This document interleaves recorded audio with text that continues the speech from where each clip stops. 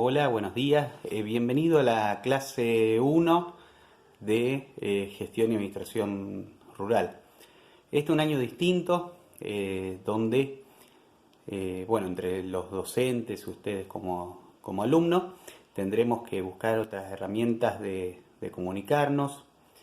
Bueno, la principal que hoy por hoy estamos usando y que nos viene sirviendo bastante bien es el Classroom, donde subí el material que vamos a usar a lo largo de toda la cursada. Para estas primeras clases, la materia es un poco una combinación entre algunas materias. Una, que es la primera parte que vamos a ver, que es economía, por eso está la bibliografía de elementos de macroeconomía, que voy a ir marcando qué partes vamos a ver de los capítulos, porque no es todo el libro, obviamente, son algunos capítulos y, por ejemplo, en la clase de hoy vamos a ver parte del capítulo 1 y 2.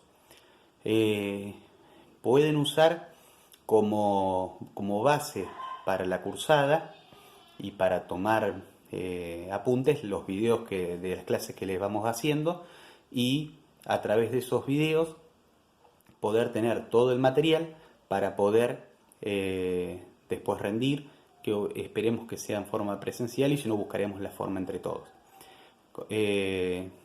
Como bueno, vienen diciendo otros profes seguramente, estamos abiertos a cualquier forma de enseñanza distinta, metodología. Podemos hacer por ahí una videollamada, sugerir como alumnos de otro material que quieran ver, otra bibliografía. Bueno, abierto todos a esta etapa distinta que nos toca vivir. Y bueno, en el ámbito educativo, en muchos lugares se utiliza la videoconferencia. Acá buscaremos formas distintas.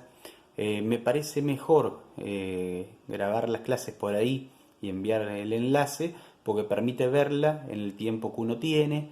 Bueno, obviamente por ir aprovechando el día de la cursada, pero por ir repetirla o ver algunos conceptos que en clases en vivo por ahí no hay forma de volver a ver. Obviamente se pueden volver a ver en otra charla, pero uno generalmente cuando explica de una forma, y uno por ahí vuelve a explicar lo mismo, y no va a encontrar por ahí palabras exactas o definiciones idénticas. Va de acuerdo a la interpretación, al contexto, al alumnado. Pero bueno, trataremos de hacer las clases lo más llevadera. Por eso la idea es grabar, en el caso de hoy, un video de la clase 1 que más o menos, de acuerdo a la temática, que me lleve el tiempo, pero que sea de 35 minutos más o menos. ¿Por qué? Porque uno después por ahí pierde la atención, o bueno, o es mejor dedicarle lo que reste del curso para evacuar dudas, consultas o sugerencias, o hacer trabajos grupales. Bueno, obviamente el trabajo grupal es un poco difícil estando cada uno en su casa, pero veremos la forma de interactuar de la mejor forma posible. Bueno, yendo a la materia, tiene, como decía en un principio, un poco de gestión, que lleva un par de clases. Después vemos algunos conceptos de administración, y después entramos de lleno en lo que es la gestión agropecuaria, que por ahí la definición recién completa la vamos a ver en el segundo cuatrimestre. Pero la definición de gestión se asocia a la herramienta de administrar. Cuando uno gestiona, cuando administra recursos, cuando administramos recursos tanto físicos, humanos, materiales, y uno los trata de administrar de la mejor forma posible. Es decir, tratamos de alcanzar el objetivo posible al menor costo posible. Eso es siempre el propósito.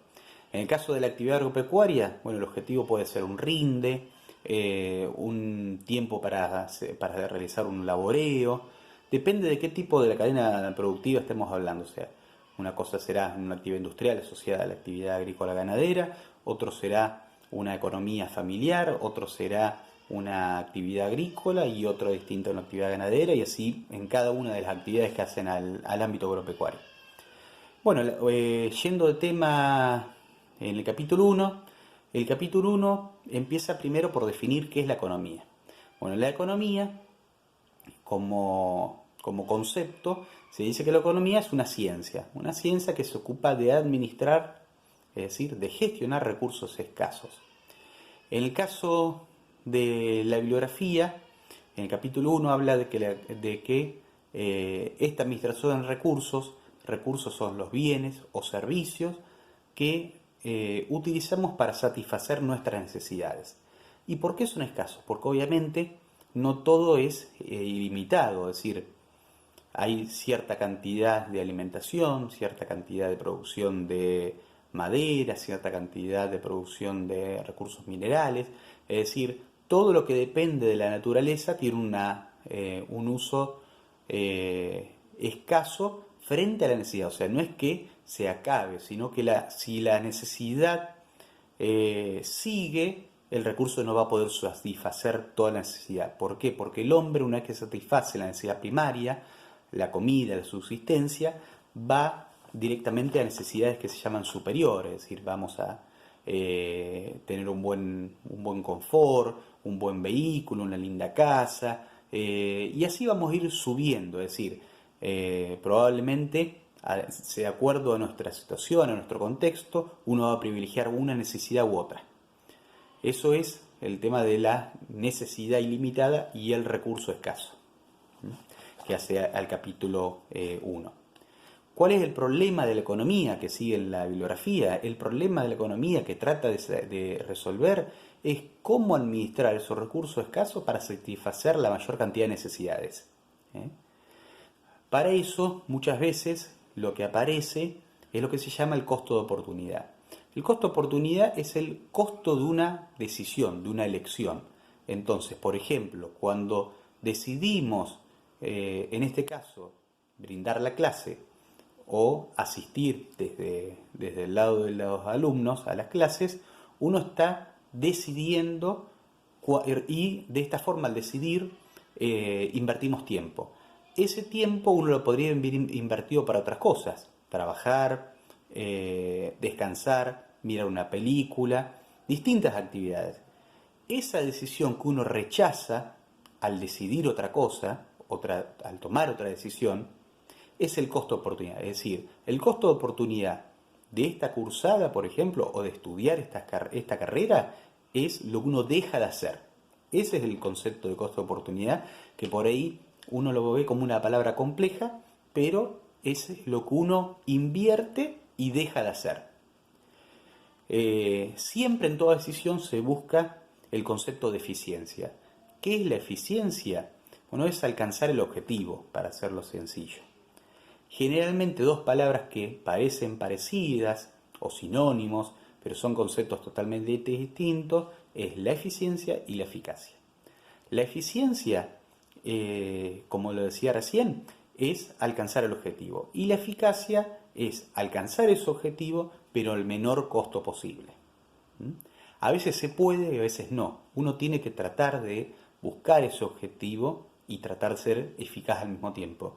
Pero no siempre se puede. Es decir, por ejemplo, si estamos muy justo con los tiempos de siembra, porque se nos pasa el tiempo de laboreo, y bueno, seguramente buscaremos la eficiencia y quizás gastemos más. Entonces no seamos eficaces, pero buscaremos ser eficientes. Por lo menos uno de los dos aspectos tiene que cumplir. Lo ideal, como decía, es alcanzar los dos objetivos. Alcanzar el objetivo y alcanzarlo en menor costo posible. Bueno, con esos pequeños conceptos, ahí vemos el capítulo 1. Por eso les digo que se guíen por la clase, siempre lo digo todos los años, cada vez que lo doy, que se guíen por las clases y que tomen los conceptos que en las clases vemos, porque lo que se va a evaluar es lo que se ve en clase, no todo lo que está en la bibliografía, porque hay temas que son complementarios o temas que profundizan en un concepto, pero no es lo imprescindible, y más en este contexto. El capítulo 2 habla de los factores productivos. Bueno, ahí hay un poco distintas opciones, distintas miradas. En este caso, los autores hablan a veces de 3 o 4 factores productivos. ¿Qué es un factor productivo? Es algo que aplicamos a la producción. Normalmente se habla de 3 factores productivos: la tierra, el trabajo y el capital. Algunos agregan un cuarto factor productivo que algunos disentimos, o sea, en mi caso personal no considero un factor productivo, sino un contexto, una circunstancia, que es el cuarto factor que algunas bibliografías llaman iniciativa empresarial. ¿Por qué digo que no lo considero igual? Porque la iniciativa es una cualidad, no es un factor. Pero bueno, no, más allá de discernir en eso, tengo que explicarles que en alguna bibliografía van a haber 3 y en otros 4 factores productivos. Y se habla, y siempre lo pregunto después a lo largo de los cursados o parciales, de en qué consiste el concepto de remuneración de los factores productivos. ¿En qué consiste ese concepto? Cuando uno habla de, por ejemplo, vamos a los ejemplos más clásicos. Si vos trabajás, ¿qué recibís a cambio? ¿Qué remuneración? Bueno, el salario. Esa es la remuneración del factor productivo mano de obra. Si hablamos del factor productivo tierra, lo que se recibe, el concepto se llama renta. ¿Sí? Cuando tenemos una superficie y la hacemos productiva, lo que estamos recibiendo es una renta. A veces se asocia mal el concepto de renta con el alquiler. Vieron que, por ejemplo, cuando uno alquila el campo o alquila una propiedad, se dice que uno vive de la renta. Está mal usado el concepto porque uno vive del alquiler en ese caso. La renta es cuando uno a la tierra le saca productividad. El otro factor que hablábamos es el capital. El capital tiene a cambio el interés, es decir, si colocamos dinero en una inversión, por ejemplo un plazo fijo, o lo colocamos en una bolsa, lo que vamos a ganar a cambio de esa inversión que realizamos de capital es el interés. Si vamos a recuperar nuestro capital más un interés.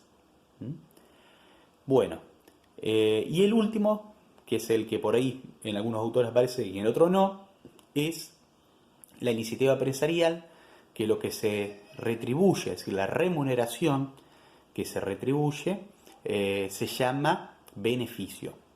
Beneficio a veces se asocia mal a ganancia. El beneficio es lo que uno obtiene en una empresa. Ojalá todos, si trabajamos en una empresa o algún día tengamos una empresa, ganemos. Pero a veces no siempre se gana, más en los primeros años. En los primeros años se invierte y quizás perdamos. El beneficio es el resultado de la inversión, es decir, se puede ganar o se puede perder. Entonces, repasando hasta ahí, tenemos 4 factores productivos: tierra, trabajo, capital e iniciativa empresarial, y la remuneración de esos factores productivos es por la tierra, la renta, por el trabajo o mano de obra, el salario, por el capital, el interés, y por la iniciativa empresarial, el beneficio. Esos son conceptos muy importantes y que vamos a ir viendo de vuelta en otras partes de la bibliografía que se van a ir repitiendo.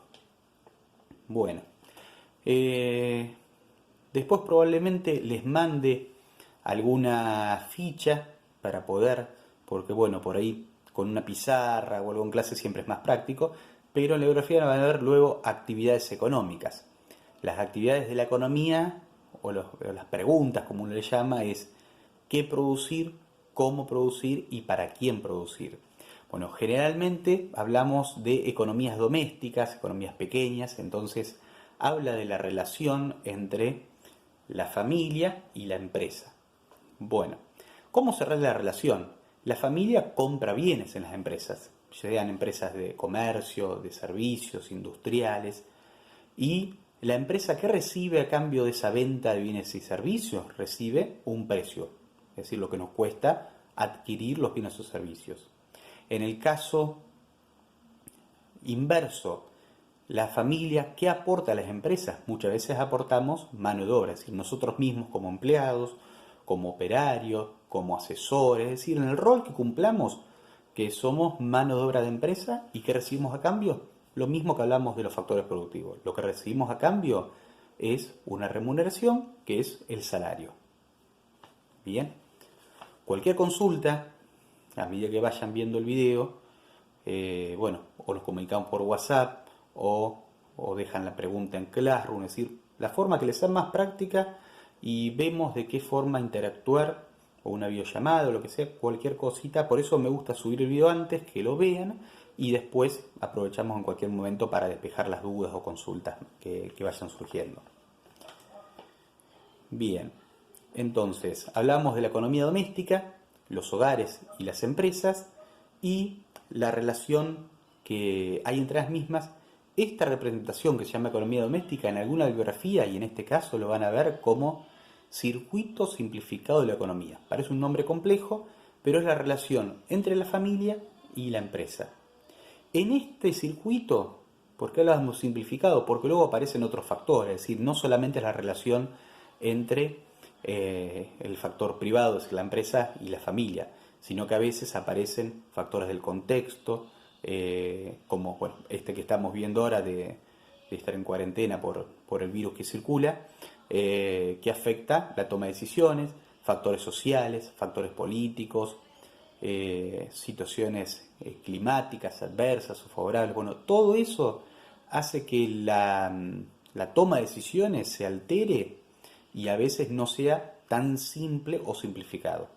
Bueno, en la economía real obviamente no es la economía simplificada, sino que es la economía relacionada con todos estos factores productivos. ¿Cuál es el sector que más preponderante obviamente tiene en el caso de la actividad que vemos en la materia o de la carrera en sí? Es el sector público, obviamente, a través de la regulación de las políticas de gobierno, políticas agrarias, fiscales o estímulos que establezca, va a ir haciendo que nuestra actividad sea más favorable, o que orientemos hacia un cultivo, que orientemos al otro. Entonces puede hacer que las decisiones que tengamos que tomar varíen. Bueno, entonces hablamos primero de la economía, hablamos de las necesidades, hablamos de factores productivos, hablamos de la relación entre las empresas. Eso es más o menos capítulo 1 y 2. Algo que por ahí muchos conocen es, pero no está de más agregarlo a la explicación. Después por ahí sería bueno, una vez que vean el enlace, me digan si algunos de estos términos lo escucharon nombrar, si por ahí han tenido economía o alguna otra materia, igual entendiendo que es como una parte introductoria de la materia, no toda la carrera, en la materia va a ser de economía. Si vieron o algún concepto lo conocen, o alguno se quedó con quiere una ampliación de qué consiste. Igual tiene la bibliografía de apoyo, pero para eso puedo orientarlos un poco más. Lo que les decía que es bueno agregar, porque uno no sabe, y más al no poder interactuar, qué conceptos ustedes vieron otras materias, cuáles no, es cuando uno habla de los productos, bienes o servicios. Uno a veces es necesario diferenciar el bien o servicio. ¿Por qué? Porque obviamente el bien se concibe como algo tangible y el servicio como algo intangible. Es decir, el bien lo vemos, lo tocamos, y el servicio no. El servicio es algo que uno no ve. Por ejemplo, la iluminación, el gas. Es decir, por ahí sentimos, vemos la luz, pero no vemos la prestación del servicio. Y otra diferencia, además de esta, que es la tangibilidad, como se define, es el concepto de almacenamiento y consumo. Un bien se produce, es decir, nosotros hoy nos dedicamos a la producción de cereales, carne vacuna para frigoríficos o cualquier otro tipo de actividad, y lo que podemos hacer es guardarlo y venderlo en el momento que uno quiera, o como consumidores guardar un bien, obviamente distintos al tiempo de un producto perecedero de no perecedero, pero en cambio un servicio, uno lo produce y lo consume en el momento. Es decir, no podemos, obviamente ahora hay nuevas herramientas que sí se pueden, pero en sí, por ejemplo la luz, uno prende la lámpara y ya llega la luz, o sea, no es almacenable. Decía que por ahí hoy sí, porque hay, por ejemplo, lo que es la energía eólica, o sea, energías renovables, sí se pueden almacenar y usar, como por ejemplo la energía a través de paneles solares, que uno puede cargar durante un tiempo y usar, por ejemplo, cuando está nublado o así, dependiendo del tipo de producción. Bueno, es el capítulo 1 y 2. Esto lo importante que les quede de la clase 1 es estas palabras que vimos hoy. Vamos vamos a seguir ampliándolas para hacerles un poquito un pantallazo de lo que vamos a ver en la materia. Además de estos capítulos, vamos a ver un poco más en detalle las funciones del sector público. Vamos a ver la importancia de la empresa llamada empresa familiar. Es decir, no hablamos tanto en la actividad agropecuaria de pyme agropecuaria, sino que hablamos de empresas familiares. Es decir, la mayoría de las empresas pequeñas son empresas familiares. Vamos a hablar de datos, vamos a ver si los podemos actualizar. Algunos de la bibliografía por ahí son de los últimos censos y ya pasó un tiempo bastante prudencial del último censo agropecuario. Por ejemplo, si bien lo vamos a ver más adelante, ¿cuántas empresas uno cree que son empresas familiares en el país? Bueno, el último censo arrojaba que había 1.200.000 empresas familiares. O sea, parece un número, uno cree que no, pero si empezamos a ver, los dueños de los campos vecinos son casi todos familiares. Obviamente puede haber grandes superficies explotadas en una empresa. Si uno piensa inmediatamente en grandes superficies, empezamos en los globos o así, grandes centros de producción o industriales. En las clases me gusta también apoyarles el material con por ahí algunos videos de enlaces de YouTube sobre, por ejemplo, es muy interesante una vez una descripción, que voy a ver si hay una versión más actualizada, de la hija de los globos que está a cargo de la empresa y que muestra por ahí cómo empresas familiares, a medida que crecen, se desarrollan, pasan de ser familias dedicadas a una actividad a ser una empresa. Es muy difícil pasar de ser, no sé, un grupo de hermanos, un grupo de padres e hijos, a formar un concepto de empresa en la actividad agropecuaria. ¿Por qué? Y bueno, no es lo mismo desarrollar una actividad con un hermano, un primo o lo que fuera, que realizar esta actividad que por ahí tu hermano sea tu jefe o tu hijo queda a cargo de la empresa porque cumpliste un ciclo, o que tu sobrino quede a cargo de la empresa porque se formó, se capacitó y es la persona más idónea. Uno siempre tiene el concepto, y eso es lo que a veces en las empresas familiares atenta contra el crecimiento y que perduren más de una generación, de que en la empresa familiar quienes están a cargo son siempre familiares. Es muy importante la empresa familiar como generación de empleo, o sea, ante crisis como las que hemos vivido, lamentablemente nuestro país ha atravesado varias, los que en todos los informes, quienes mantienen más el empleo en situaciones de crisis son las empresas familiares. O sea, no habla en contra de las grandes corporaciones, pero estadísticamente las pymes y las empresas familiares dentro de ese grupo son las que en situaciones de crisis priorizan y ven a la persona no como un empleado, sino como un miembro de una familia que tiene un grupo de personas a cargo para subsistir, y no es solamente un número. A veces cuando las empresas crecen, el personal se vuelve un número, porque son tanta cantidad que uno por ahí pierde la noción, deja de conocer a las personas. Acá en Chacabuco tenemos muchas empresas familiares, uno por ahí no lo piensa, pero bueno, Molino Chacabuco es una empresa familiar, Molino Basile es una empresa familiar, y así puede haber otras empresas. A nivel nacional siempre me gusta nombrarla porque es una de las que más creció y bueno, que ha hecho frente a grandes crisis económicas en nuestro país. Arcor es una empresa familiar, o sea, creo que va por la tercera o cuarta generación de su fundador y bueno, va trascendiendo las fronteras, trascendiendo las generaciones. O sea, en el directorio está parte de la familia, pero también integra personas, asesores, expertos en determinada temática que le van a aportar una mejor información, un mejor informe, una mayor exactitud y prontitud de los datos. Bueno, entonces, tratando de ir cerrando, lo que hoy quiero que vean, un poquito esta introducción, miren la bibliografía para que en otras clases por ahí puedan adelantar dudas. Obviamente cada bibliografía la vamos a ir desarrollando, no se asusten que por ahí es bastante la que subimos a la materia, pero el tema es que la materia como que toca muchos componentes, entonces no hay un único libro que uno diga, bueno, estudio este libro y con esto veo toda la materia. No, porque la idea es que vean los aspectos más importantes de cada autor y que se complementen y que nos brinden la mejor orientación.